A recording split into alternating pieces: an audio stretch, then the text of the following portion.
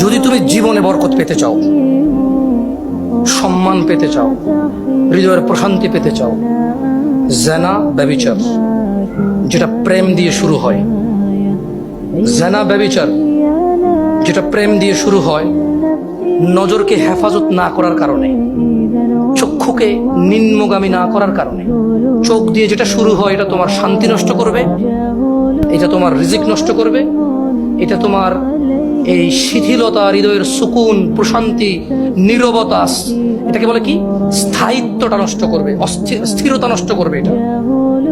ছোট ভাই, তোমার প্রতি আমার নসিহত, তুমি কে নীল পড়ছে, লাল পড়ছে, কে ছোট পড়ছে, কে বড় পড়ছে, তুমি এগুলা মেজারমেন্ট করার দরকার নাই। তুমি নিচে নজর রাখো, হাঁটো, তোমার এটা জানারও দরকার নাই আজকে তোমার সামনে দিয়ে কয়টা মেয়ে কি পড়ে গেছে তুমি দেখোই নাই। তুমি নিচে হাঁটো, যথাসম্ভব তুমি যতটুকু নিচে দেখে হাঁটা সম্ভব তুমি তোমার চোখকে হেফাজত করো। লজ্জাস্থান হেফাজত হবে, লজ্জাস্থান হেফাজত হলে তোমার হৃদয়ের প্রশান্তি নষ্ট হবে না ইনশাআল্লাহ। রিজিকের দরজা খুলবেই খুলবে।